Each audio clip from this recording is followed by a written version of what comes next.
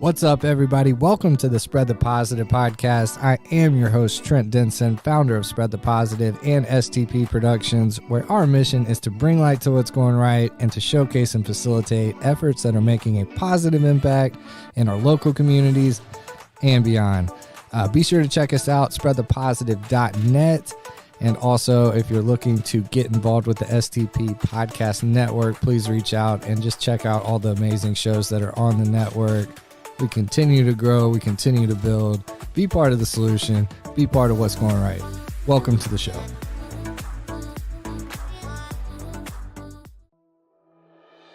What's going on, everybody? Super excited to announce another member of the STP 1200 Club, our family over at P's and Q's Pickup, your local junk removal specialist, your one-stop shop when it comes to getting rid of things you don't want or need. We take just about anything, including furniture, appliances, trash, construction debris, and more. We prioritize eco-friendly disposal practices as we sort through everything in order to keep as much out of the landfill as possible. But yeah, we recycle and donate what we can and properly dispose of the rest. We offer volume-based, flexible pricing options and can do anything from a single item to a full property clean out. Give us a call or shoot us a message at 615-995-9881 to schedule your free, no obligation estimate today. Huge shout out to the team at P's and Q's Pickup, Matthew, Pookie, and Haley. We greatly appreciate y'all. Super excited to have y'all as members of the 1200 Club. Y'all be sure to stay tuned for some great content from these folks. Their social media game's already on point, but excited to have them in studio utilizing the benefits of the 1200 Club. Huge shout out again to P's and Q's Pickup. Be sure to check them out. Just Google P's and Q's Pickup and you will find the best junk removal specialists here in Middle Tennessee.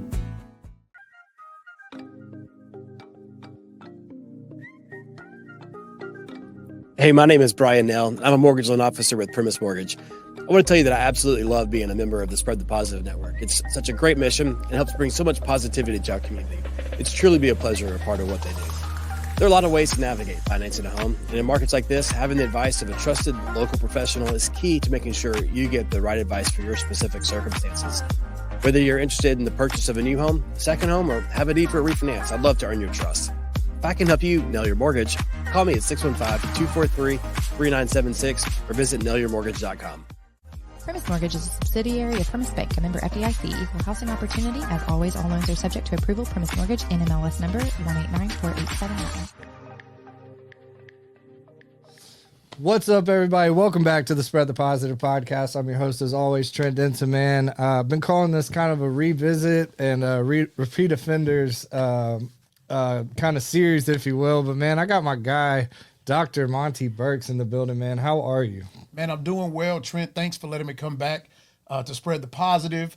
It's really awesome to be here. I had such a good experience with you the last time, and today I get the production assistant, Cami Ruski in the building. Cami Ruski in the building. Yes, man. Yes, sir. She go a little wave to the camera. Yeah. Well, man, Doc, man, you're doing a lot. You're one of my favorite follows on all socials, man. The work you do is so incredible. Always just want to give you your flowers first and foremost for the work you're doing. All things recovery, second chances, like you mentioned when you walked in, man. So, man, just give the people a little, a little 60-second spell on who you are, and then we'll kind of get into all the other stuff you're doing. Absolutely, man. So, first, I'm a man of faith, born and raised here in Middle Tennessee. I currently serve as the Deputy Director of the Governor's Faith-Based and Community Initiative. We have two major initiatives that we're focused on now. One is around foster care, providing resources for children as they transition through the system, and also supporting families who decide that they would like to entertain the idea of fostering and loving other children back to life. And our second major initiative is around mentorship, second chances. We're working with people that are incarcerated, people that are formerly incarcerated, trying to figure out a way to connect them with people that want to mentor 12 months while they're inside, 12 months post-incarceration, with the overall goal of helping people connect to community, whatever community looks like, because everybody's different. Yep. So, you know, the love of my life would be a million mentors, you know, just connected to all people, but we're really trying to be super strategic and pull people that really understand the criminal justice system and how important it is for people to have a second chance. Man, that's beautiful. Great example of all things spread the positive, bringing light to what's going right, man. That's a man that touches my heart, man. That's you know, we need more of that. Clearly, there's a lot of hurt out there in the world, and being able to, you know, really dive in and help these people that need it the most is everything, dude. I know that's got to be super rewarding on your end. Man, absolutely, man. You know, as a person myself that was formerly justice involved, man, I got in trouble when I was young, and I needed people to sow back into me, sow life into me, and you know, I hit one of those spaces in my life where systems didn't make sense, but people did. There you go. And when I found people that could speak the language that I spoke, and that, you know, game recognizes game. Yep. I saw that people had lived experience in some of the spaces that I'd been in. I listened to them, and they were who helped me get my life back on track so that the systems that were there could actually work for me. Yeah, that's amazing, man. Well, talk to us about that, man. I mean, you've had a pretty wild ride, man. I didn't want share as much or as little as you want, man. But just to give you talk about game recognizing game, like you've lived this stuff, man. You've been in the heart of it. You have you walk your talk, man. That's something that we can all again celebrate and whatnot, man. So, you know, just take us back, man. Take us back to young Monty and just kind of. Oh man. I mean, you're a fighter. You're all these things, man. And now you're out here just shaping the youth, shaping the world, man. It's super inspiring, man. Absolutely, man. So I like to look at it as something that's familiar with people in the recovery community is the 13th step, is to give it back, put it back out there. There you go. Man, you know, I born and raised here in Middle Tennessee. My father was in Nashville. My mother's from Winchester, Tennessee. So I had the unique dynamic opportunity to have a little bit of the country and a little bit of the city.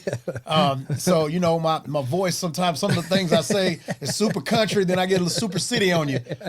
I love that. Oh man. Yeah. You know, and having both of those parents that from two very different cultures raised me was a blessing. Yeah. Because there came a time in my life that I was old enough to make choices on my own. Yep. And this is that side of Monty that actually gets me to who I am now. Right. Lived experience is a powerful tool when used in a proper way, when it's led to be used in a proper way. I like to think of every person is anointed to do something. Yeah. Sometimes they don't realize their full anointing till somebody helps them see it. Sometimes it takes other people that have been through it to show somebody that you can get to the other side of this lake. That's not a mountain, that's a hill. You can climb over that. You can go through that. And for me, I moved here to Murfreesboro to go to MTSU when I was 18 years old. And that's when I was able to call it escape your parents' grasp and start to make your own decisions. And, you know, some of the decisions I made were just like a lot of 18-year-olds make who think that their brain is mature enough to function as an adult. Yep. You make choices that have unintentional consequences, and then those unintentional consequences spiral out of control.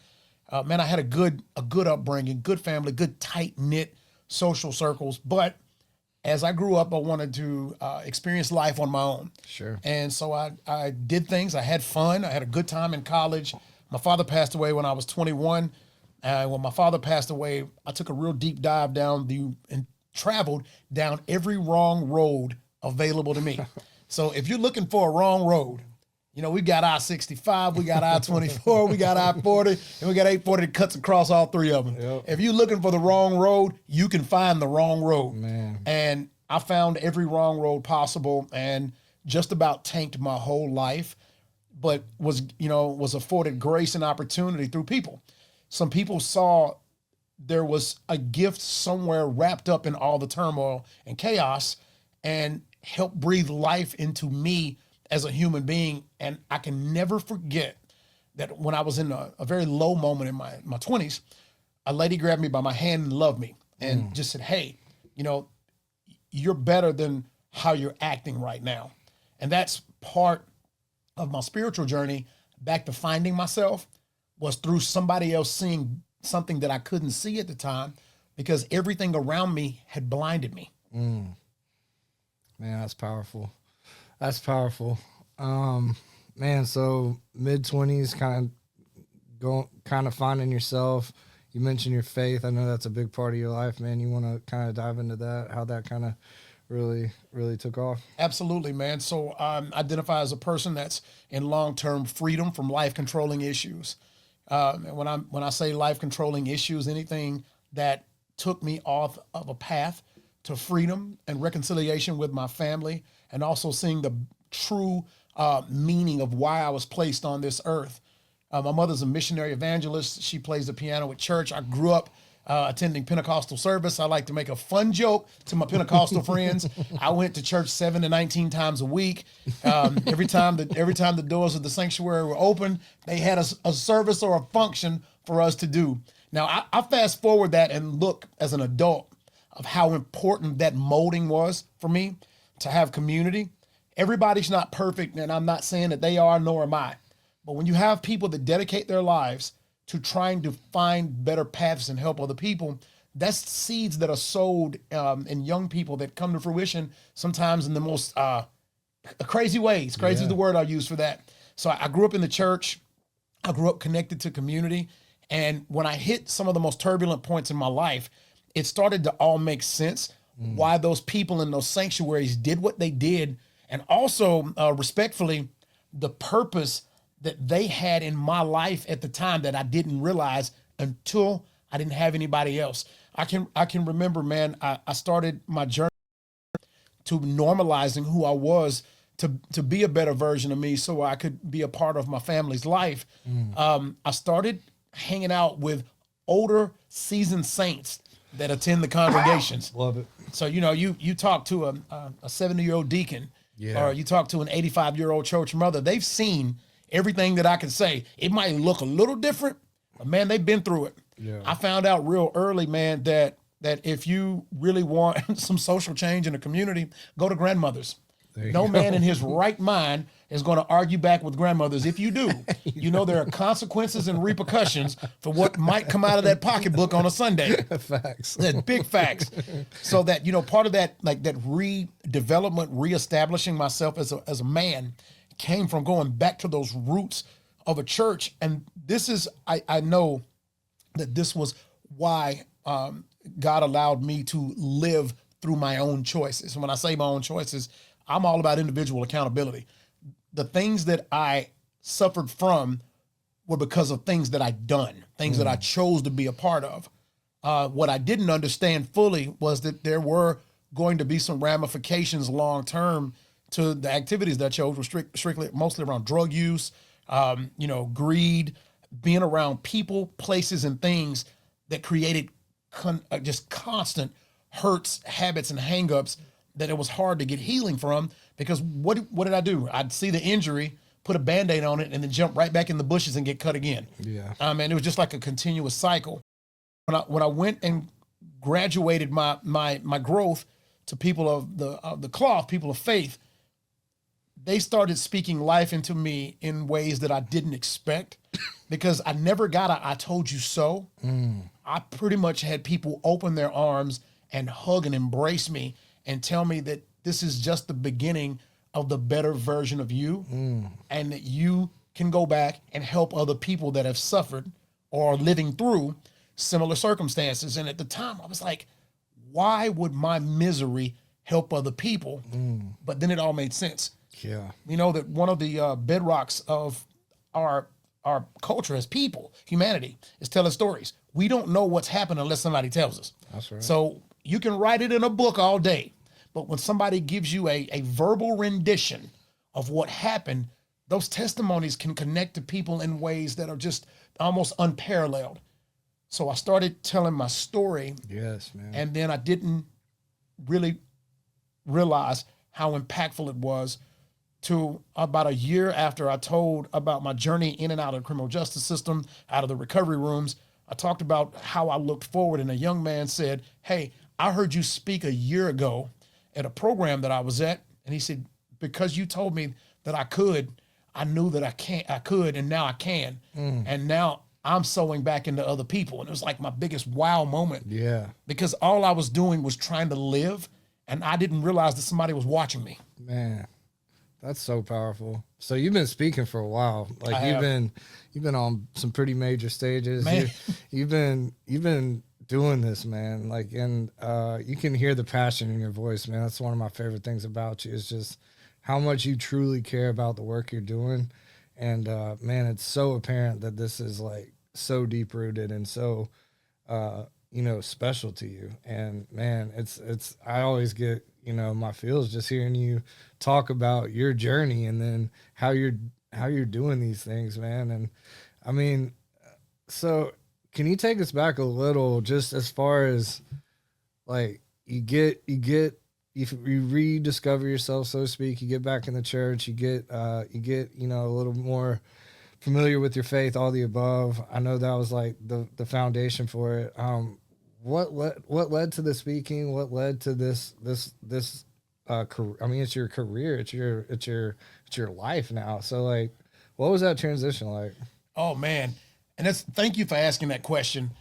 So in my heart of hearts and my mind of minds, once I started to reestablish my moral compass, I really wanted to go into education. I wanted to teach, wanted to be a professor. Okay. And I loved the criminal justice system, but the particular part I loved was post-incarceration and how people could reimagine their lives and become successful. It's called reentry. Yes. It's a concept that actually starts from the time a person is arrested. It doesn't start when they get out. It starts when they're arrested. Like the process and the system, the flow through happens the minute they're arrested.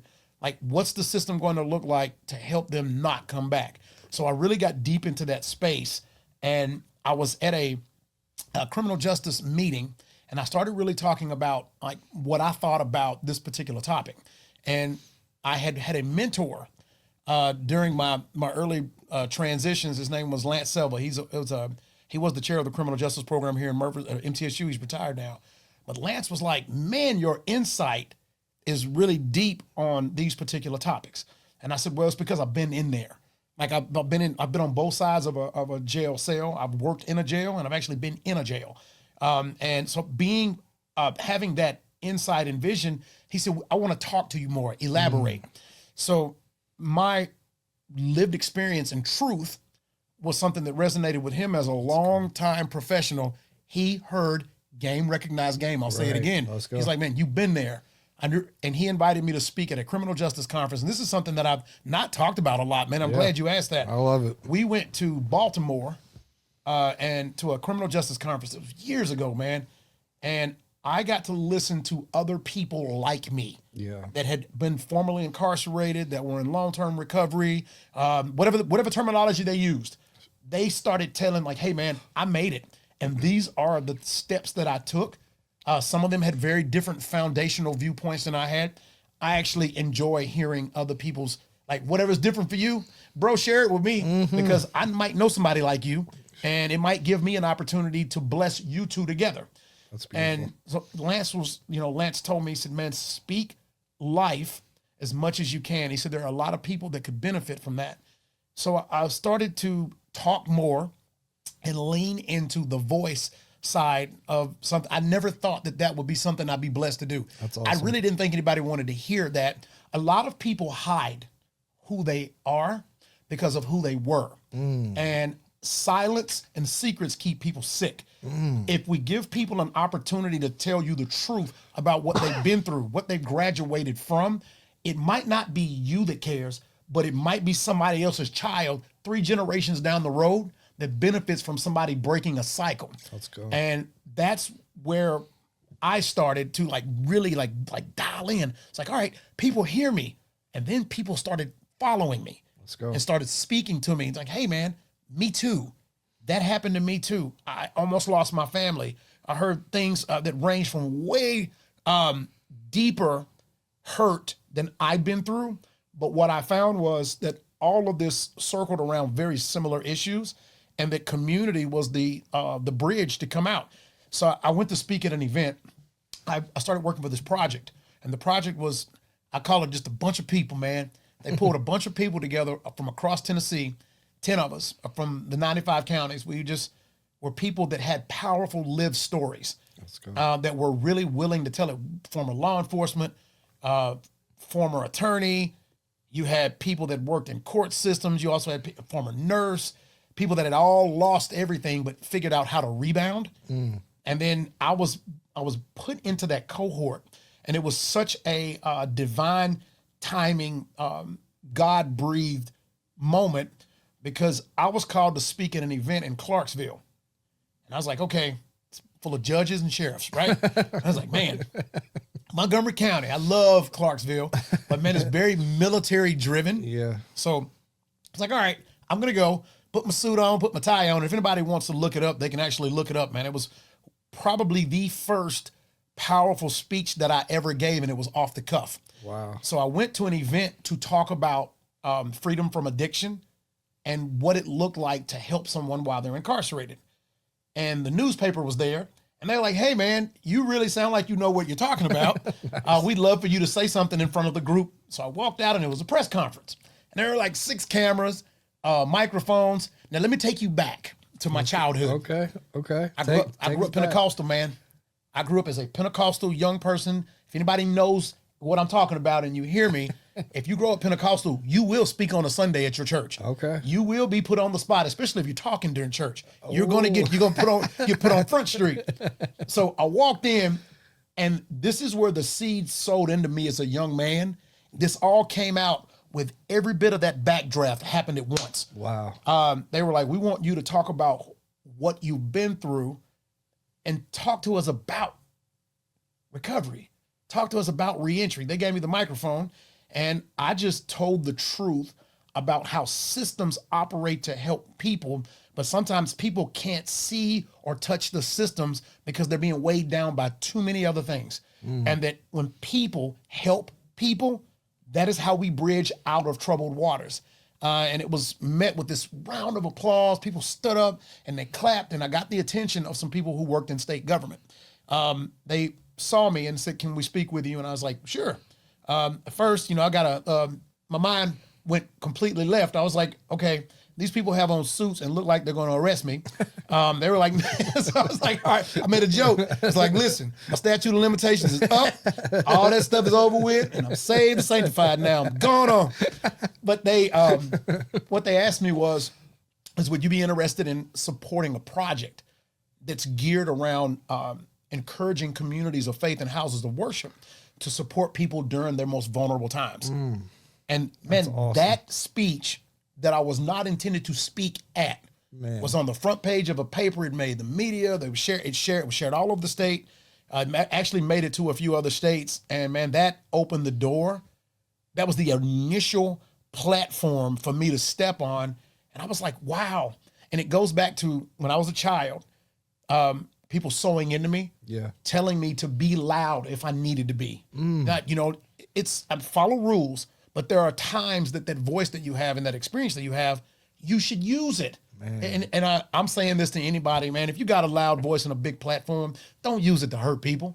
Use it to help people. I grew up in a martial art gym. I trained here in Murfreesboro. I trained in Winchester. I trained in Nashville. I still teach and train jujitsu at Nashville MMA. Got a black belt under Sean Hammonds. You guys can check our pedigree. We're legit. Yeah. I'll tell you something, man. Don't be tough online. Come to the gym and get it out. And then when you get online, help people. When you get out in public, help people. Use all that good, tough energy you got to love people out of their worst circumstances. And that's how we can move forward. That's how humanity moves forward. Man. Preach, my guy. Preach. That is spread the positive in a nutshell, man. That was beautiful. I gotta clip that one out. Need to timestamp that right there, man. That was it, man. And that's what you're doing. I've always been curious about that, and glad. Thank you for sharing, man. That's so sick. Like that's dude, that's awesome. So, man, I don't even know where to go. So you get involved with the state after that? Absolutely, man. So I started working for the state, and this episode is also brought to you by Ron Young over at Eagle Communications. Eagle Communications provides the tools for companies to be more productive and safer from cyber hackers. We work with over 350 suppliers so we can provide a true solution based on a company's needs. Our services are business phone and voice over IP solutions, internet services, Wi-Fi networks, cybersecurity, and any technology that a business requires to operate. Work with a company that has over 35 years of experience. Give us a call at 615-278-9896 to find out how we can help. Huge shout out to Ron for his continued support for the STP network over the years. Grateful to have you as part of the STP 1200 Club, Ron. Thank you so much. Man, so I started working for the state, and I was given an opportunity to come in and help manage a project full of people with lived experience. Let's go. So the power of the testimony, bro. There it is. And I am so thankful for leadership, the people that could see forward. Yeah. They were like, hey, you've been through this. Here's a group of people that have been through this. How can we galvanize this group to get the communities of faith, our houses of worship, to be part of solution-based love? Man, amen. So people love each other all the time. Sure. But you got solution-based love. Like, we're trying to get to the roots of problems everywhere. Man. And who better situated to do it in Tennessee than houses of worship? Yeah. You got to think about it, man. We got 95 counties full of houses of faith. You know, our cultures may, like, we may argue with each other, we may differentiate, but those are communities that have been there since any of us existed. They've been there for hundreds of years. Yep. Those landmarkers, I mean, those people have been there. Yep. So our job, and I'm thankful I was tasked to lead the growth of the effort, to grow the effort, to build it. And it's like, okay, I got this group of people. I call ourselves just a ragtag group of folks, man. And we got out and went patent Turner, county to county, footstep to footstep, looking for other people like us that were out there doing the work. And when you say, what is the work? Well, what work is a tricky word when you start talking about people that have been incarcerated and people that have suffered from addiction and people who live with a mental health diagnosis. Somebody is assisting them somewhere along the way. A lot of those people have learned how to manage their conditions, or whatever you call it. They've learned to live that way. How can we bring them in and let them drive messaging about them? Let them tell their own stories. By the time it gets to media has already got an opinion about what they're reporting on. Sure. But if you start talking to people, you go into a recovery room, you go into a jail or a prison, and you see people that have found it. You see the light spark. Their story about themselves and those around them is completely different than what you'll hear on channel XX or X at 5 o'clock. Let's freaking go. And, you know, and again, with respect to those outlets, we have an obligation, if we want people to heal, to tell the story in a way that talks about their healing. Yes, man. And tell that side of the story, man. Everybody doesn't die from it. Right. There are a lot of people who survive. They rebuild their families. They go back and make amends in communities that they've damaged. Yep. They become CEOs of Fortune 500 companies. Yep. Some of them are behind our in our sanctuaries, behind the lectern preaching on a Sunday. I know people that have been through the systems that are attorneys, they're lawyers, they're doctors, every major thing that they could be, they've been able to do that. And I think that one of the reasons they've been able to get there is because of people like you, man. Yeah. You spread the positive. You give people a chance to tell it like they tell it. And it isn't about being raw. It's just about being truthful. Let's go. Like, I survived this. I could go in story after story of people that have overcome something, and the people that were supposed to help them are the people that hurt them the most. And then the people that society thought were the worst of the worst, the low of the low, they're the ones who will share a slice of pizza with you. Yep. And, you know, I think that's something that we have to rebrand and refocus, that broken people do break people, but healed people can help other people heal. Man, golly, this is good. It's the most on-brand pod I've done in a minute, man. This is speaking to the gut of my gut, the heart of my heart, man. It's why we do this, to your point. And man, that was so well said. And man, I've had a beef with the news cycle since I was 4 years old. You know, like, that's something that's deep rooted with me. Like, To your point, like, we don't need to hear everything that went wrong that day. Like, people did survive. People did come up. People did make a change. People did forgive. People did thrive, man, through horrible stuff. And, you know, it's important to highlight those stories and yell that from the rooftop instead of, you know, there's another murder, there's another whatever it is. Like, there's another everything that went wrong that day. Like, why can't we talk about the stuff that's working, the stuff you're doing, the stuff that's changing those patterns, like you're saying, man? Like, it's not everything's bad. Not everybody hates. Not everybody hates everybody. Like, in the disagreements or, you know, having different views, man. I loved what you said earlier, just to the point. Like, I love hearing what's working for you, even if it's something that doesn't perfectly align with who I am, man. But like, being able to hear different perspectives, different faiths, different religions, whatever, that are bringing people together and have that, you know, deep rooted, you know, love, faith, community, for whoever that circle is, man. Like, we should all celebrate that, you know. Like, Agreed. that's man, that gets me fired up, man. So I know we were talking a little off mic before we got started. That's one of, like, the newest things you're really pushing is that, you know, diversity or different cultures coming together, all that stuff. You want to speak on that some? Man, absolutely, man. So, you know, one of the things that is really big in the mentor space is having people. Yes. And you need people. So, you know. Common thread here. Right, yeah, common thread is we need people, man. You have thousands of Tennesseans that are released from prison every year. Yep. They are not the same. They are very different people. So we need people from Nashville. We need people that are rural. We need people that are Northwest Tennessee. We need champions to go and chat with people that may be very different from them culturally, maybe even have different spiritual relationships. It could be that, you know, someone is, again, never spent a day in a prison, but has worked for 30 years consecutively and has built a huge business that could be matched with a young person that's coming out of prison that's got an entrepreneur mindset. Let's go. Like, these are the things that we need to grow. Yes. If everybody is exactly the same, then we're going to get the same result. But when you start, you know, if I could go to you know, Northwest Broad and go to somebody that's got a business that's been there for 20 years, they may have never spent a day in jail. But then you have somebody whose father was in jail, his mother was in jail, and he just spent 4 years in jail. And the only thing he really knows from a long-term standpoint is the criminal justice system. What if you can connect those two on a common bond? Yeah. The common bond being building something. Like, you know that this business works.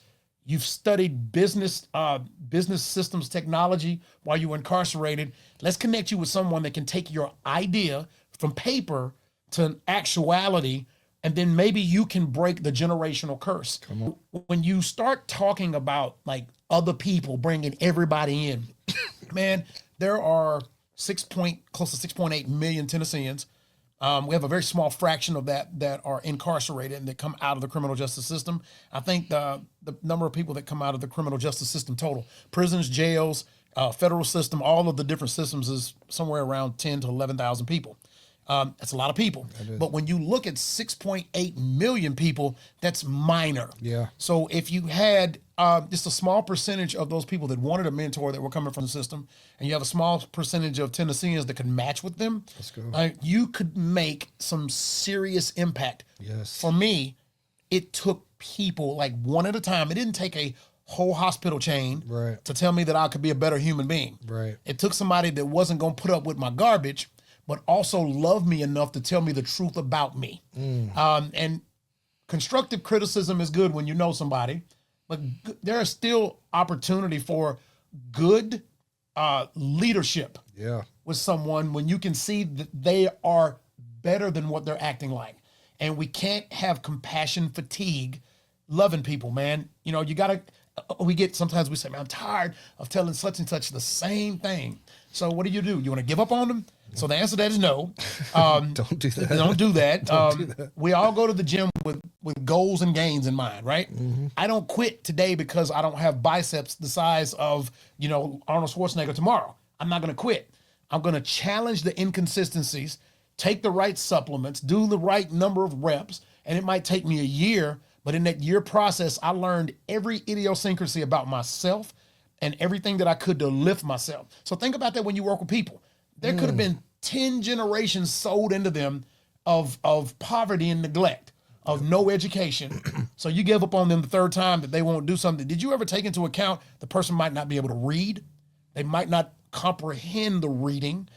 They may have never, ever, ever had someone love them that didn't want something back from them. Their whole life could have been built off transactions that if you do this for me, then I'll do that for you.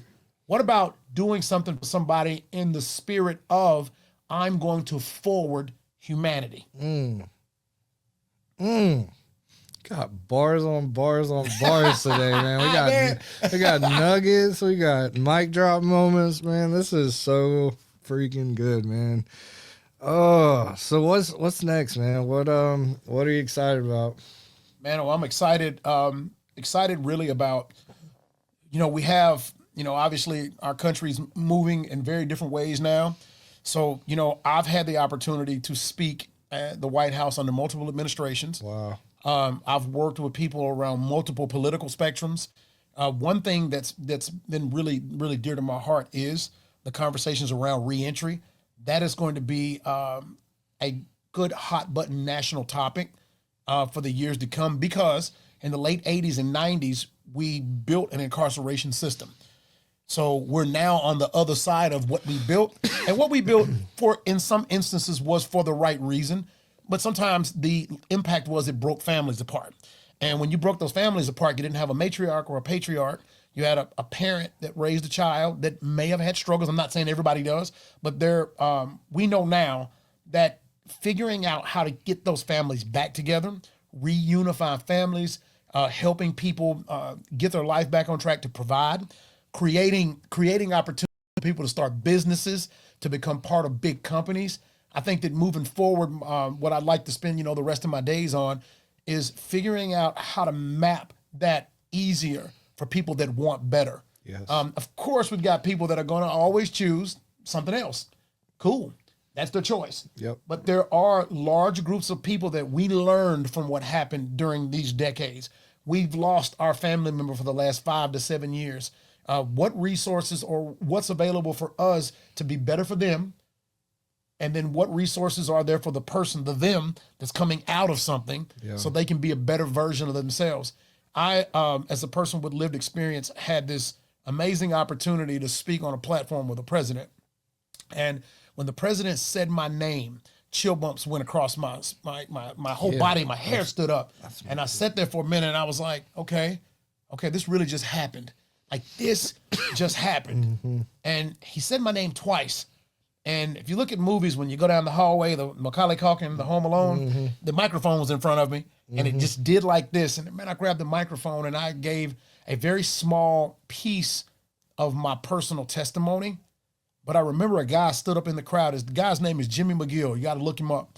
Jimmy's got a book he just wrote from Pardon to Purpose. Jimmy, from that meeting, was able to take a lot of information that he took back to his state of Arkansas and build this project around housing men and women that had been incarcerated. And then he was hired in government by his governor to come in and do very similar work that we were doing in Tennessee. Let's go. And so, man, he stood up while I was speaking and just pointed at me like, in the midst, 4,000 people out there, man. And I said, if I can, he can. And the guy stood up and said, yes. That's so awesome. And dude, I didn't know him from Adam. And now he and I are like the best of friends. Man. We work together, man. I love that. He is, he's been a change agent across the country. Man. So that's, again, you asked like, what's next? I think the what's next is to identify the champions and equip them with tools. Let's go. I don't look and sound like everybody's community. I know that. But somebody does. And every community needs a champion. All the champions don't need to be the same. We need to look at it like a basketball team. You got guards, forwards, center, whatever you play. It's still a team. Yep. A team with a goal to win. Yep. So the goal is to win. So I might not be a center, but me as a guard, I can pass the ball to the center. PG for life I over just here. love that, like that whole concept Yeah, of man. empowering champions to win. Get the ball where it needs to go. Yeah, get the ball where it needs to go. And sometimes the ball does not need to be in my hands. I want the ball to be in somebody's hands. Encourage our young champions to get in the game earlier. Encourage our retirees that are on the twilight of their career to go back and even to mentor young people while they're in college, while they're in high school. Man, tell them about what it looks like to grow humanity. Teach them about civics. Let's go. Teach them about how our country was founded. Teach them, it's like, hey man, you could be the president. You could be a senator. You can be a father. You can be a mother. You could be all of these wonderful things. You could go out and open up a donut shop and become a billionaire off of a product that you developed because you used everything in your brain that God gave you. We all have these seeds that have been sold in us since birth and even before then. Our grandparents and our grandparents before them, the ones who built for all of us, put little pieces of them into our DNA. And somewhere along the way, somebody's just got to water it, man. That's it. And that could be us. That's it, dude. Man. Yo, this one doesn't get you fired up. If this one doesn't do it, y'all probably just need to log off. This is not the right channel for y'all, man. But man, Doc, you were doing it, man. Like I told you, man, been a fan since the day I met you. The work's so inspiring. It's literally the textbook example of everything we're about here, man. Like community, lifting folks up, second chances, connecting people, like you said, resources, that's the whole freaking baseline of this thing, man. And it's, I'm gonna put it out there. You need a show. I've said this for years. Man, you need a show, and it would be an honor to have you as part of the STP Network. If with or without us, man, you need a show, and I'd be honored to facilitate at any capacity, man. Because there's probably some grants and stuff. There's probably all kinds of stuff that we could tap into to make this thing a really awesome thing, man. So I'm gonna put that out to the universe, man, to you, because man, I said it. Our girl, what's her name, Sabrina. Yes. Yeah, she said that she worked with you, and we crossed paths somewhere. And I'm like, man, I know Dr. Monty, man. He's awesome. I've been wanting to do a show with him forever. And she's like, good luck. He's tough to tie down. He's tough to tie down. So shouts to Sabrina Fisher, man. But anyway, what do you want to leave the people with, man? Where can people find you? How can people get involved? All the above. Absolutely. So for anybody that wants to get involved on a professional space, governorsinitiative.org. Let's go. You can reach out to me and find my contact information. You can also find me here. I'll leave my information with Spread the Positive. Yeah. My email is m.burks@tn.gov. I am actually looking for as many mentors that can hear this. Again, that's m.burks@tn.gov. Man, if I could leave you with one thing, is that every one of your experiences, while it might not be in the criminal justice systems, it's in something. If you're an adult, you've lived through something, sew it back into somebody in a way that can help them bless their family. Man. And I think that if we just continue to say that, people will continue to do that. We can't lose track of the fact that to forward ourselves, we have to look back and pull people sometimes. Yes. I tell people, like I often say, don't look back. I'm not telling you to look back and continue to look back. What I'm telling you is take your hand, reach back and pull someone that's stuck. Man. That person that you pull might be the person that saves your grandchild's life. Man. Dang. Man, that's how you wrap up a show, folks. Doc, man, thank you. Thank you for everything Thank you, you brother. do. Thank you for coming through. Glad we could finally make this happen, man. And hope we can do this more consistently, man. Because, yeah, dude, people need to hear this stuff. And again, it's just so in line. It's such a perfect, perfectly parallel with everything we're about. So anything we can do, man, anything STP can do, we can pop up some of your places you're doing. Yes, man, I'd love to push record anytime you're speaking, man. So thank you again. Thank you for joining us today. Yeah, just I'll have everything in the show notes for Dr. Monty here. As always, thank you to the STP 1200 Club for their continued support. Be sure to check out the new spreadthepositive.net. Got some really cool stuff on there. Shout out to Carrie Morgan for helping with that. We got some really cool stuff happening, folks like Monty, just really living out true passion, true,